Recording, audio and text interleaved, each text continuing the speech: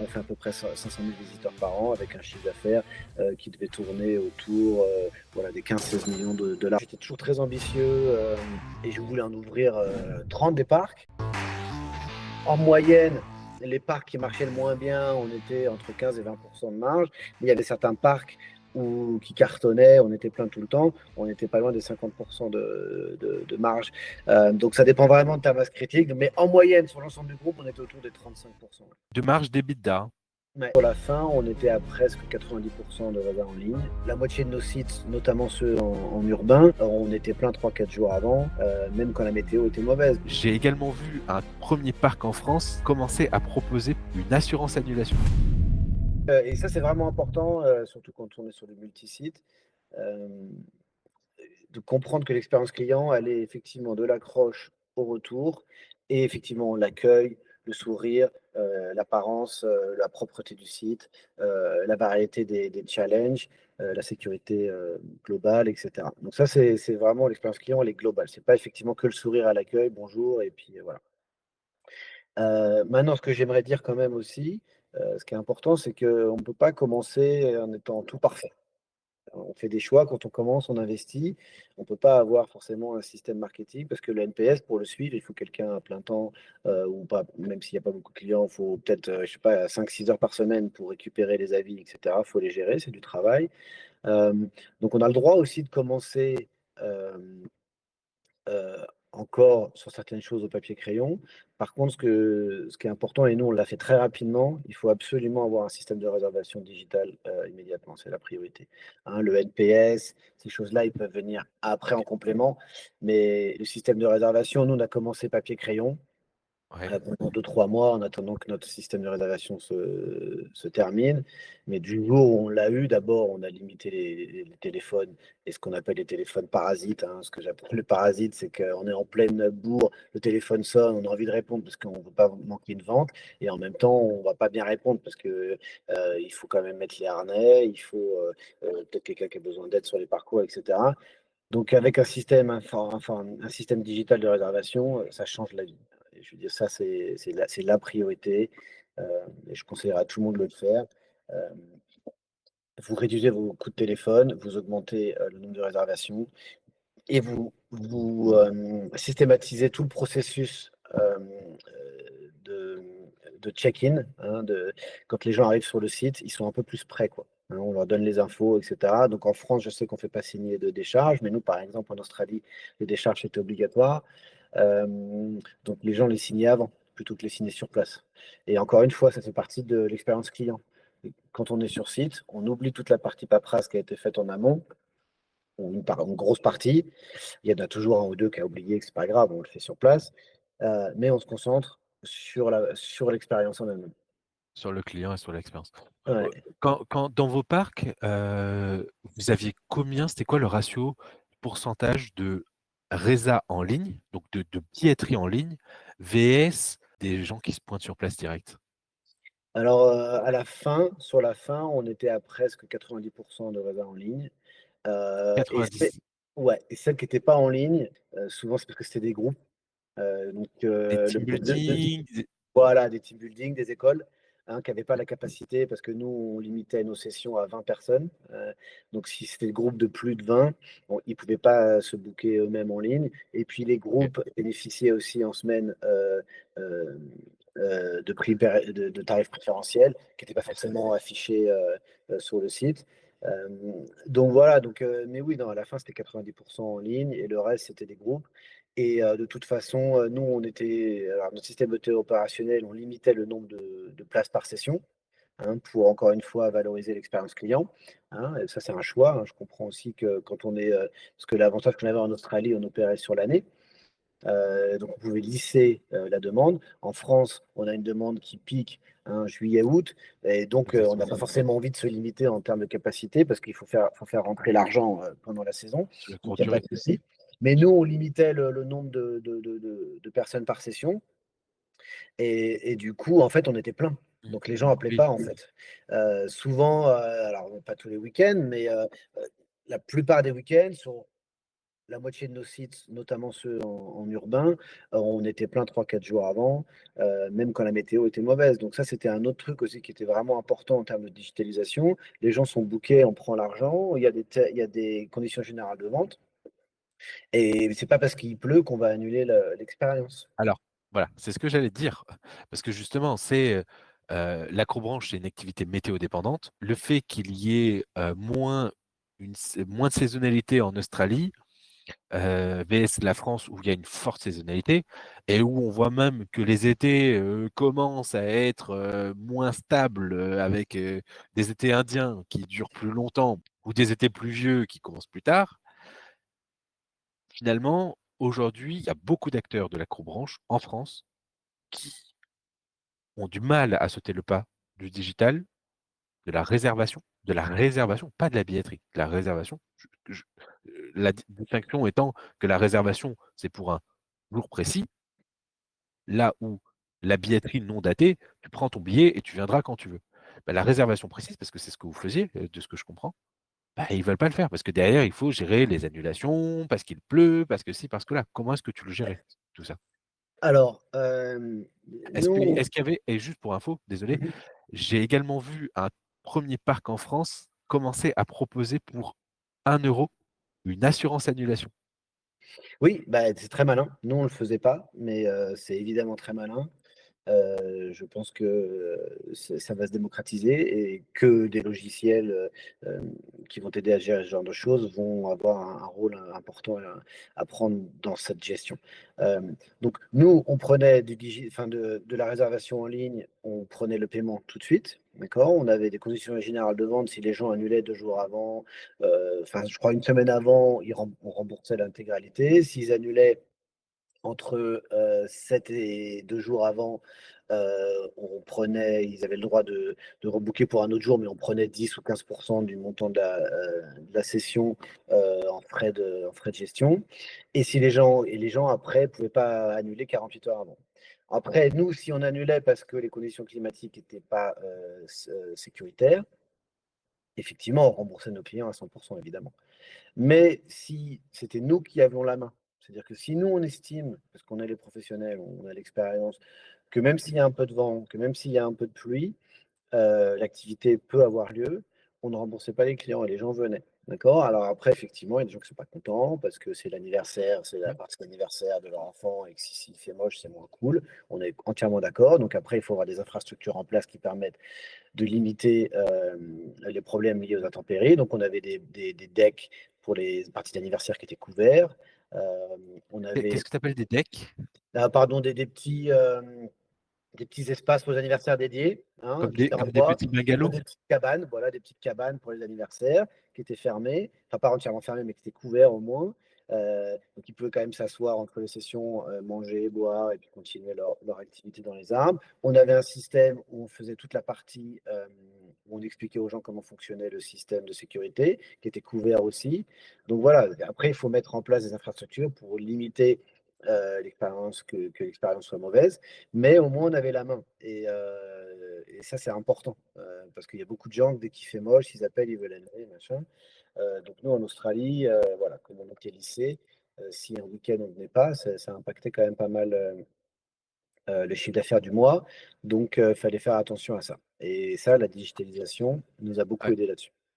Bah, Parce que en les fait, gens, en fait, ils tiquent la case comme quoi ils ont accepté les conditions générales de vente et du coup, bah, ils se retrouvent, c'est pas qu'ils sont bloqués, mais il faut aussi mmh, protéger son activité, quoi. Et moi, il était hors de question que les gens dictent, ce qui était, safe ou pas safe, quoi, hein. C'était vraiment exactement. nous qui avions la main. Après, on discutait et cetera, au cas par Oui. cas, on pouvait être aussi, faire preuve de clémence et Mmh. comprendre. Tu viens de je pense de dire et tu touches du doigt, quelque chose qui est en train de changer quand justement on passe de la passion à la professionnalisation. En fait, c'est une forme de fermeté. Je vois beaucoup de partenaires, loisirs qui veulent faire plaisir. Mais en fait, le métier, c'est pas tant de faire plaisir, c'est de mettre tous les éléments en place pour faire plaisir. Mais la personne se fait plaisir à elle-même sur place. Et là où, par exemple, le coiffeur entre guillemets, va te faire plaisir parce que, bah, il est responsable des actions qu'il mène sur tes cheveux. Là où nous, on l'est pas, mais comme on n'est pas non plus responsable de la météo, à un moment, je pense que c'est pas toi qui l'as fait. Non, Et non, c'est très, très juste et il y a un exemple assez, marquant dans l'escalade en particulier. Au départ, les salles d'escalade, c'était des salles pour les grimpeurs, hein. C'est des salles très hautes, avec des gros dévers, avec des voies difficiles.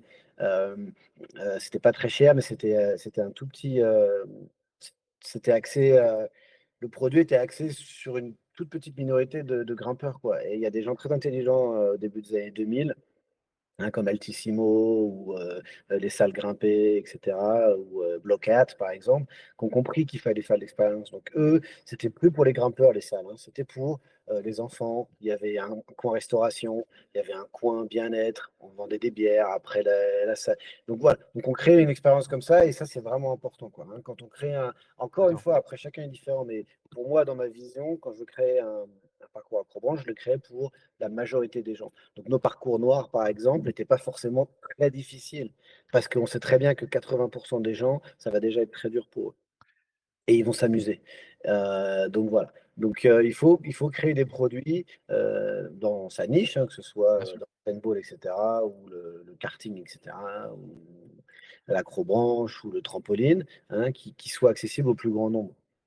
C'est ça qu'on a envie de faire. Après, si on veut Bien faire de sûr. la niche et de la passion, eh ben, on peut faire une salle d'escalade hyper dure, et cetera, mais on va pas toucher le même public. Ça dépend de ce qu'on a envie de faire. Oui, mais encore une fois, tu vois, si on refait si on fait une sorte d'analyse psychanalytique, tout dépend du mindset, donc de l'état d'esprit du dirigeant. Quand tu débarques en Australie, le but est clair, c'est démocratiser, développer et démocratiser l'acrobranche en Australie en partant d'une feuille vierge. En France, il y a beaucoup de gérants au-delà des acrobranches. C'est aussi valable pour les kids parks, pour les trampoparks, pour les paintball, qui ont une vision locale. Ils sont dans leur établissement, donc on ne va pas refaire le passage sur tu viens, tu fais les allers-retours à Intermarché, etc., pour acheter une bouteille de coca, alors que tu pourrais acheter en gros, avoir un fournisseur, etc. Bref. Mais vu qu'ils sont avec une approche locale, ils sont dans leur établissement. Donc automatiquement, la relation qu'ils ont avec le client est affective avant d'être commerciale. Donc du coup, vu qu'ils veulent faire plaisir, ben, qu'est-ce qu'ils font? Ils se disent déjà, dès le début, sur le site internet, soit ils mettent leur numéro pour qu'on les appelle, leur 06 pour qu'on les appelle pour réserver, comme si le dirigeant avait le temps de prendre chaque client particulier au téléphone. Bref. Deuxième étape, quand ils viennent et qu'ils font le pas du digital, ils mettent un système d'acompte parce qu'ils se disent oh, faut pas que le client paye trop cher en ligne. Non, mais dans tous les cas, il payera la totalité tôt ou tard. Et vu qu'ils veulent faire plaisir, bah, il vient à pas faire beau, etc. Ah bah, j'annule ou je donne de la flexibilité. Et en fait, ce que je veux dire par là, c'est que la fermeté que tu as eue, c'est la fermeté et l'approche digitale étaient au service de ton développement national. Oui, Là où, et au service aussi de ton expérience client. Parce que quand on ne répond pas au téléphone toutes les 5 minutes, quand c'est le pic, on peut se concentrer sur nos clients. Donc tu as raison, c'est les 2 là, c'est vraiment au service du développement parce que ça te laisse du temps pour, bah, parfaire ton produit, si tu veux vraiment te focaliser uniquement sur un site en particulier, parce que tu as pas d'ambition, multisite ou, et aussi pour trouver d'autres sites si tu veux faire du multisite et te concentrer sur tes clients qui sont sur place. bien sûr, mais je pense que même quand tu as une approche locale, je pense que tu dois réfléchir dès le début en te disant il faut que ça tourne, même si demain je viens à être hospitalisé pendant 6 mois. Et, et malheureusement, il y en a, il y a beaucoup de dirigeants et dirigeantes dans le secteur des loisirs qui viennent à devenir esclaves de leur activité et en fait, ça devient, moi la vision que j'en ai, c'est vraiment des sables mouvants.